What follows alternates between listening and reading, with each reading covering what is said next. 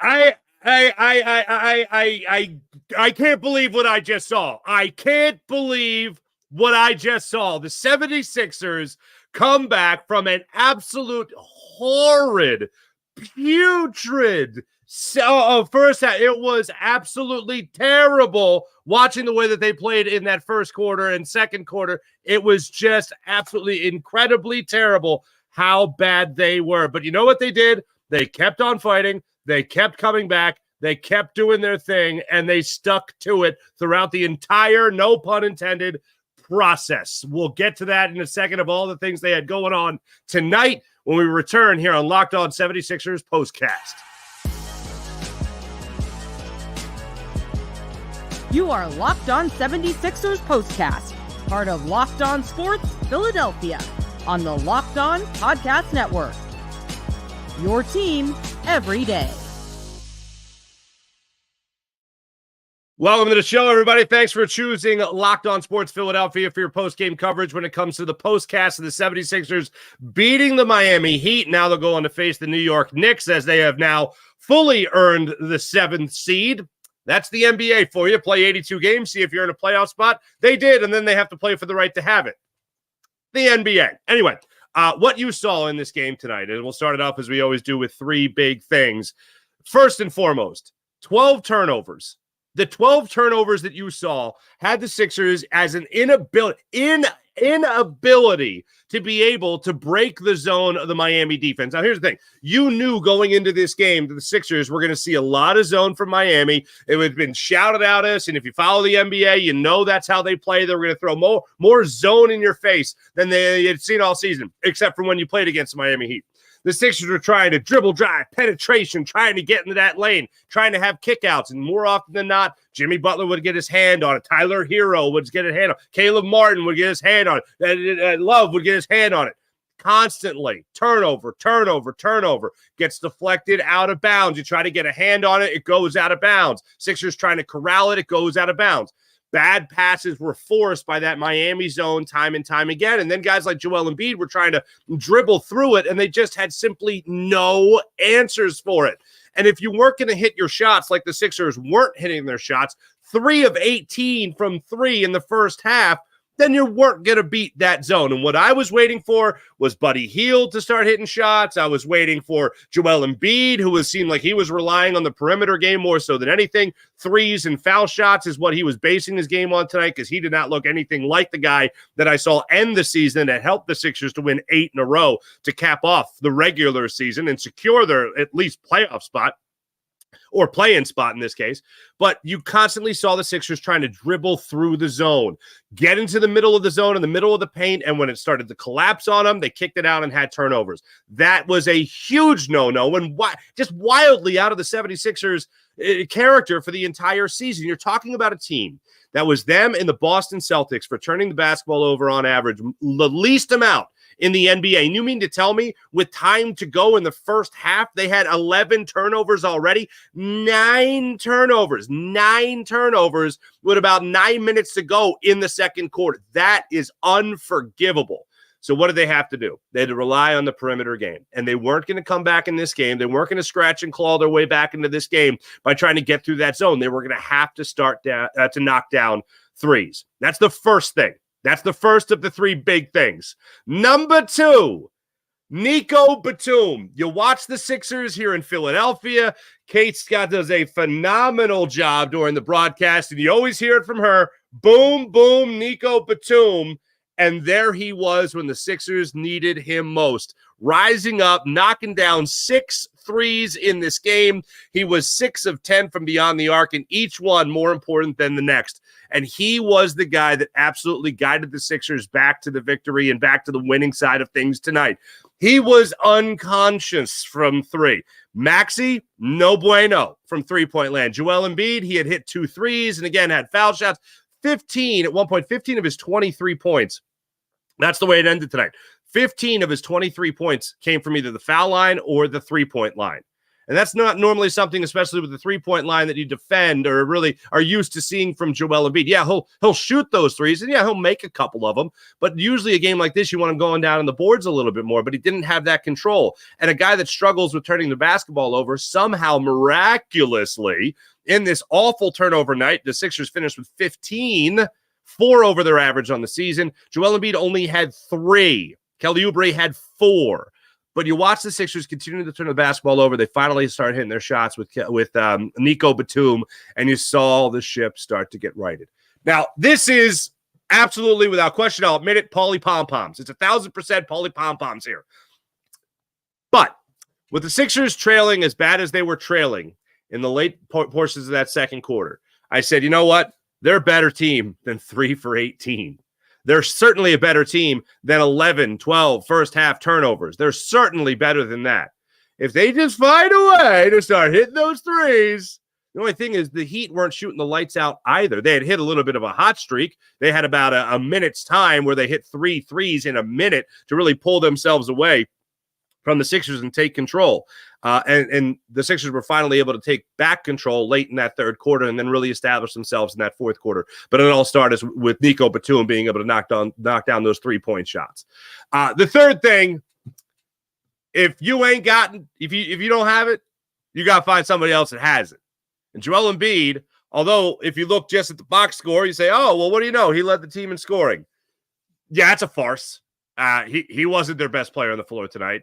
He was not 100% tonight. I don't even know if he was 80% tonight. That's not an excuse by any means. If you don't have it, maybe don't put the basketball on the floor so often and try to dribble through 3 guys in order to get to the rim, even if you are trying to go for contact, get to the foul line, and do your thing that a lot of people criticize you for, which is go foul hunting, essentially. The turnovers in this game were far too crucial, far too critical. You got to stop doing that. You got to knock that out. Kelly Oubre did what he has been doing for the Sixers team for the last 2 months. He provided a spark. Nico Batum, by far and away, the reason the Sixers won this game. But the reason I think they closed this game out was because Kelly Oubre played around the rim. One of the great finishes he had was on a wonderful feed from Embiid from the top of the key down to the boards, and you had Oubre go up and get the hoop and the harm, and he converted the end one opportunity there for the Sixers. But, man, there are points that you watch this team, and Kelly Oubre does provide that spark, especially when it comes to closing out games. And again, you look at the box score for a game like Kelly Oubre and go, 11 points. That's not a lot. They're clutch. Each one more clutch than the next. He didn't provide the 3-point shot. When he went to the foul line on the rare occasion, the 5 foul shots that he got tonight, he hit all 5 of them. And the way the Sixers closed out the game, a lot of it had to do with Kelly Oubre. After that, Tyrese Maxey. And along the way, one thing that kind of went under the radar tonight, Joel Embiid's rebounding and second half points were a huge issue for the Sixers to try to stop the Heat from getting second chance points. And there was a run we'll go over a little bit later that they were able to put together that started to have them take control back of the game late in that fourth quarter, or midway through the fourth quarter, I should say. But Joel Embiid just kept on hammering the boards on the defensive glass to make sure he got those possessions for the Sixers and were able to corral those rebounds. In total, he walked away with 12 defensive boards, 15 overall. And when you're going up against a guy like Bam Adebayo, who came up with 12 boards of his own, you know it's going to be a battle each and every time. So those are the 3 things I look at. Oubre finishing, Embiid's play along the way and the turnovers, and Nico Batum, above all, how great he played in the clutch situation. At one point, it was just get the ball to Batum. Get the ball to Batum. That's all you got to do. Just give the ball to him and get out of the way. That's all the Sixers had to do at one point, and he made sure to convert those threes.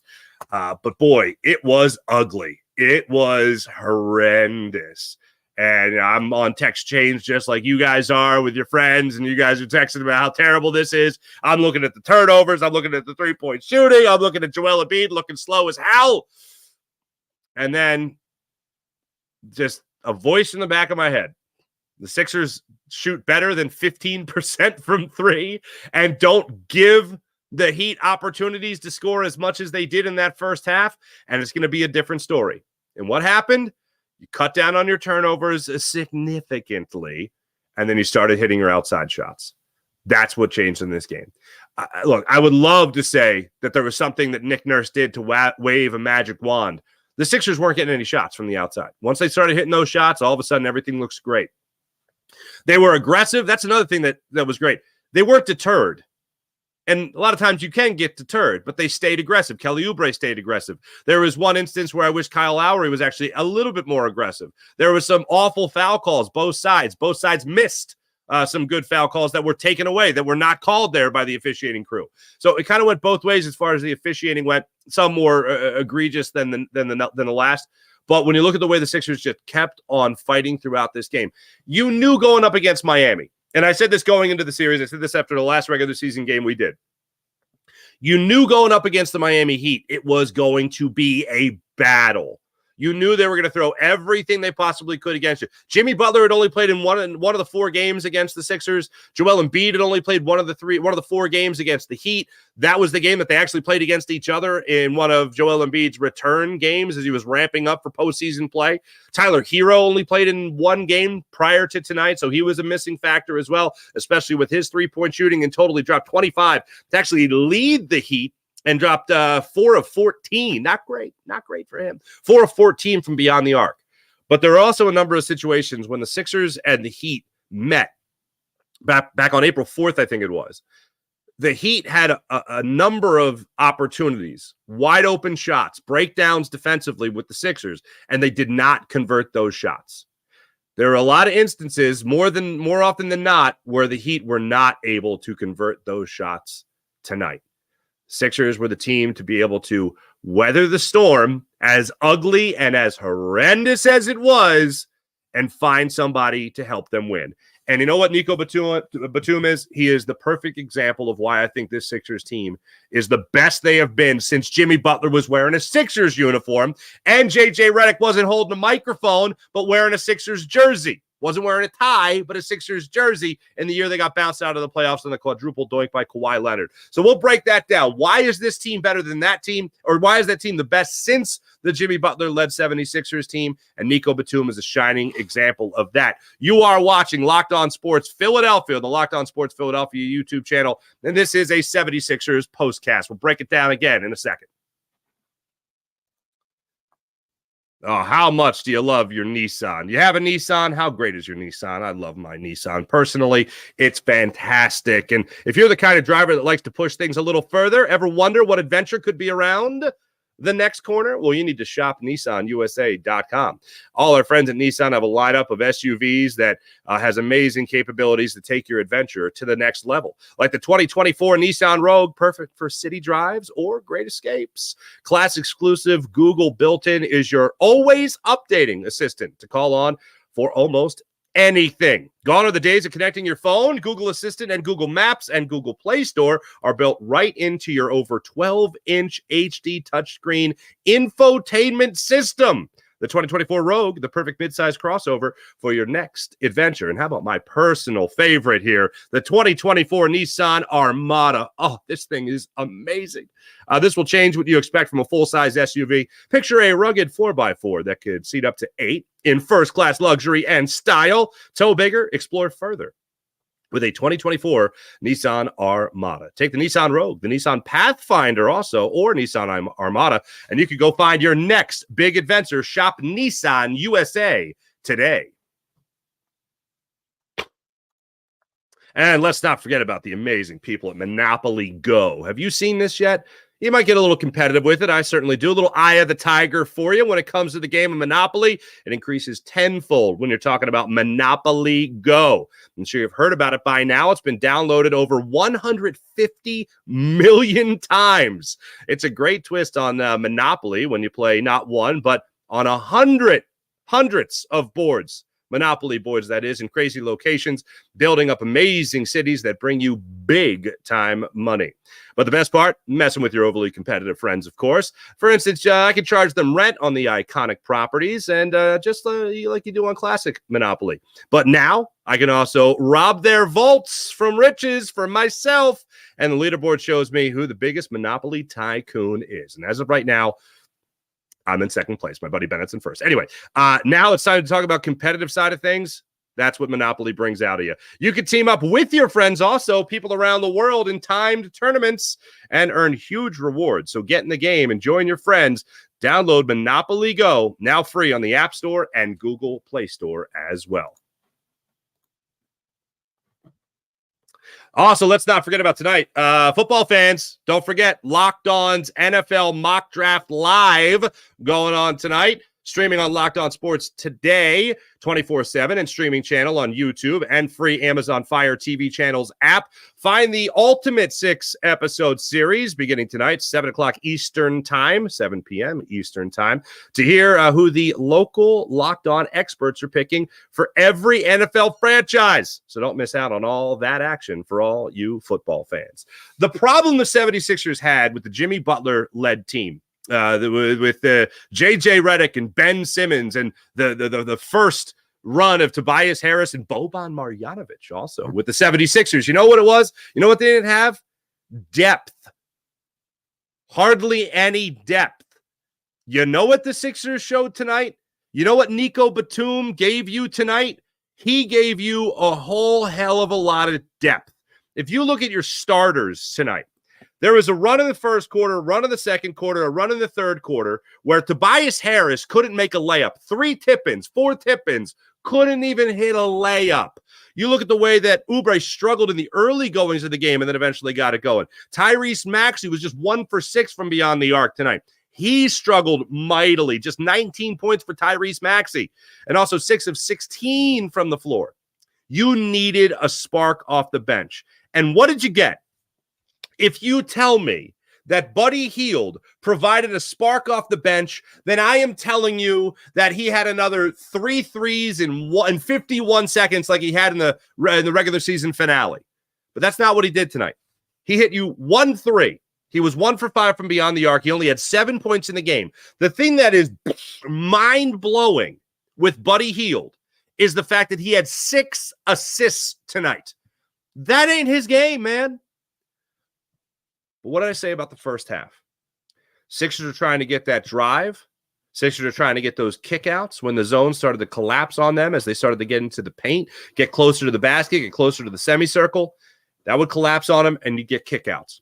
When the Sixers would very rarely, especially in the third and fourth quarter, catch the Heat, making that shift from left to right, right to left, whenever they caught them off balance a little bit, Buddy Hield penetrated the lane, had a kick out to Nico Batum more often than not, and he knocked it down.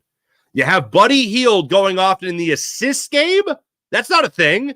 That's not a thing. If you watch the game during the broadcast, you're listening to Doris Burke and J.J. Redick talk about how, well, this isn't part of Buddy Hield's game as far as him really getting to the basket. And he did. He had his fair share of getting to the basket tonight as well and finishing at the basket. But what he did more than anything was make the drive and the aggression towards the basket. And then he had guys open on the perimeter to knock down threes, whether that be Tyrese Maxey, whether that be Joel Embiid, or whether that be Nico Batum in the corner or on the foul line extended on the perimeter.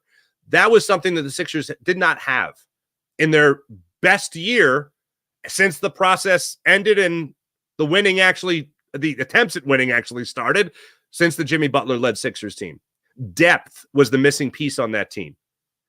Depth. And maybe one more bounce, and Kawhi Leonard doesn't make that shot. Those two things, depth and one more bounce for Kawhi Leonard. Maybe you're talking about a Sixers team that actually makes it to the NBA Finals that year.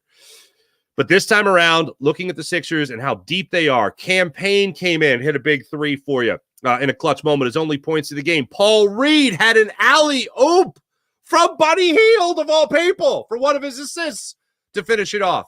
This was a huge spark for the 76ers. It's exactly what you needed from them to be able to win this game, take a day, and then they'll be able to get back at it. Actually, Thursday, Friday, Saturday. They're back at it Saturday against the Knicks, the 2 seed in the Eastern Conference. I didn't expect the Sixers to play as bad as they did in the first half. I didn't expect that to happen again in the second half. There were some moments where they were certainly flirting with that kind of play again, but they were to bounce out of it and put their best foot forward to overcome such a horrendous first half. Before I get into our next break here, I want to hit some people here in our chat here. Much appreciated. First quarter. What the heck? 8 Batum in? What a game. He's pretty awesome. Does Batum start over Tobias on Saturday? I would, as my hand squeaks across the table. Yes, I would. But then again, do you kind of like that spark off the bench? I kind of like that spark off the bench. And, say what you will about Tobias Harris, you needed every one of the rebounds that you got. And there was one specific play, Crazy, and thanks for chiming in. There was one thing here.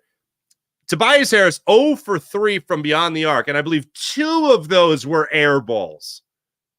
2 of them were air balls. 4 from 10 from the floor. I think 4 or 3 of those were just on tip-ins that he couldn't convert. But those 10 rebounds, again, were huge. Just like Joel Embiid pulling down 15 boards, him and Toby combining for the 25 rebounds, that's pretty good. That's pretty good. But there were a number of occasions there where they just started getting second chance points. And in that fourth quarter in particular, here's the situation. Reed gets the oop from Buddy Hield. Sixers are up now at this point, 84-80. Then the next thing that happens is Maxey gets a driving layups, 86-82. Hero hits a 3, makes it 86-85. And then Jaquez comes in there with the driving dunk on a second chance point. He makes it in that situation 87-86. And then Hero gets a floater on a second chance point, makes it 89-86. So you go 87-86, then 89-86, based on back-to-back second chance buckets for the Heat. That was a point where I just thought, this is where the Sixers blow it. And then what happened to make you just feel so much better? Tobias Harris airballed a 3. Good times. Good times. But after that point, the Sixers just owned the game. And Nico Batum, time and time again, just kept hitting threes. Absolutely bonkers, absolutely wild. Ari, congrats. Thank you. Ari's a St. Louis guy. Thank you, Ari. Appreciate it. Step 1, check. Yeah, right. Play one in the play. Just play one. Just play one. Just play one. Play one play-in game, not 2. Get a day here. You know what I'm saying? Take a break. Like 2 to 3 feet. You mean Tobias Harris? Yeah, it's pretty awful. Yeah, Crazy. You're locked on. Yeah, there you go. I appreciate it. Thanks, everybody. Thanks, you guys. Appreciate you. All right, when we come back, we'll talk about why that depth is so great a little bit more and really pinpoint one of the big turning points in the game that maybe, just maybe, it got Nico Batum and the rest of the pack going. Talk about it in a second here. You're Locked On Sports Philadelphia, Locked On 76ers postcast. You guys heard me talking about eBay Motors and how fantastic eBay Motors is. Oh, passion, drive, patience. Yeah, eBay Motors, patience. The formula for winning championships is also what keeps the ride or die in you alive. eBay Motors has everything you need to maintain your vehicle and level it up to peak performance. Superchargers, roof racks, exhaust kits, LED headlights, and so much more with eBay Motors. Whether you're into speed, power, or style, or maybe all of the above, eBay Motors has you covered. With over 122 million parts for your number one ride or die. You'll always find exactly what you're looking for with eBay Motors. And how about this? eBay Guaranteed Fit. Your part is guaranteed to fit your ride every time or your money back. Because with eBay Motors, you're burning rubber, not cash. With all the parts you need at all the prices that you want. It's easy to make your easy to make your car the MVP and bring home huge wins. Keep your ride or die alive at ebaymotors.com. Eligible items only. Exclusions apply.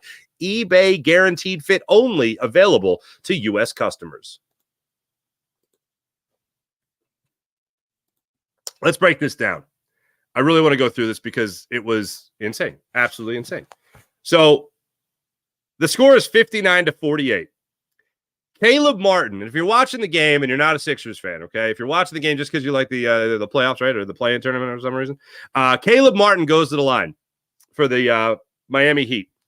He misses both free throws. And in case you don't know this, the Sixers get free Sixers fans, not the Sixers. That would be funny.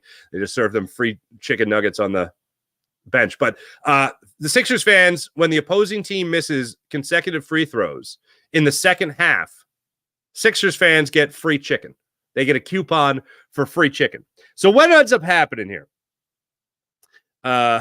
Caleb Martin goes to the free throw line, misses 2 free throws. The score at the time was 59-48. So still, things not looking particularly great for the 76ers. And you're in the third quarter, and you're waiting for some kind of life to start happening with the Sixers.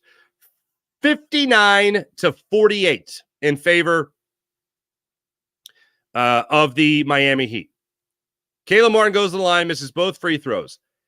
After that, the Sixers went on one hell of a run. Sixers ended up outscoring the Miami Heat 21-13 the rest of the way. And that's when their run really started. And that was in the third quarter. There was no life. Sixers were getting booed off the court at timeouts. They were getting booed when the ball was being inbounded by the Heat after another Sixer turnover. And they were talking about it a lot on the broadcast. And you know what? That's what we do. Former Eagles Super Bowl champion cornerback Ronald Darby once described the Philadelphia boo to me in the city of brotherly love as the brotherly boo. And I think that's a perfect way to say it, because we don't just boo at nothing. I mean, sometimes we just have some fun with the boo, you know what I mean? But like booing a dog at halftime for dropping a Frisbee, that's fun. But when it comes to the way the team is playing, the Sixers got booed off the court at halftime. Sixers got booed at a number of different times. Sixers got booed on an air ball by Tobias Harris. Joel Embiid bricked a three pretty bad in a time where the Sixers were just trying to get anything going. He got booed a little bit for missing that shot. It was pretty rough and tumble down there in South Philly for a good while. Then Caleb Martin goes to the free throw line. He misses both those free throws at 6:57 remaining in the third quarter. And from that point on, Nico Batum hit his first three on an assist from Buddy Hield. Then the next possession, just 24 seconds later, you get Buddy Hield hitting the three. There was going to be a runner in the lane from Kelly Oubre. That was a 5-point run all of a sudden before you blink. And then Buddy Hield made a three about a minute later to give the Sixers a nice little 7-0 run here. Little 8-0 run, excuse me. Where they hadn't had any run going whatsoever. And the next thing you know, it's a 3-point ball game. Then Bam Adebayo gets a little jump shot there. Puts the Heat over the hump to 61. Makes it 61-56. And then boom, boom, Batum again. 4:35 left to go in that third quarter. He hits another three, makes it 61-59. The Sixers just wouldn't go away. Jimmy Butler tried to put the Sixers away with a three with 4:06 left. Doesn't happen. Sixers come right back with Tyrese Maxey getting a great driving bucket. Buddy Hield hits another driving bucket. And then Nico Batum with 1:19 left makes it another 2-point game by the close of the third quarter.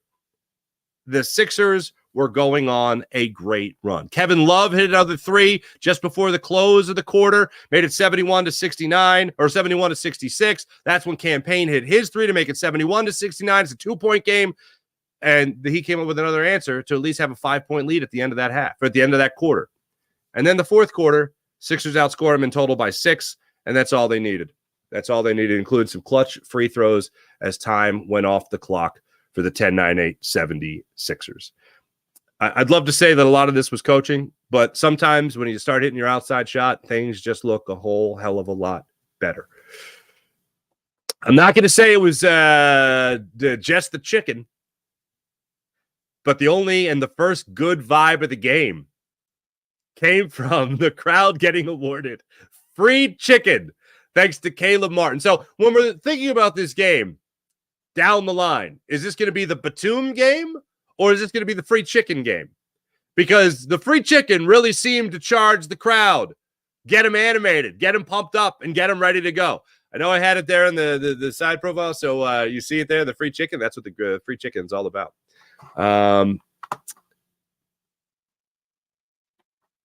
There we go. Awesome. All right, so going forward, their matchup with the New York Knicks. Yes, we can all breathe a sigh of relief for a second. They get a couple days off. It looks like Joel Embiid needs every ounce of that.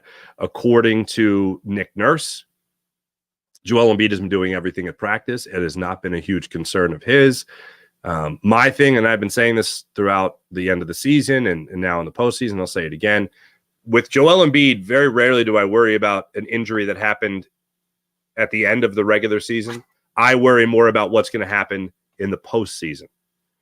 Whether it's going back to that Jimmy Butler-led team with gastroenteritis, or it's a broken face thanks to the shoulder of Markelle Fultz all those years ago before Jimmy Butler got to town.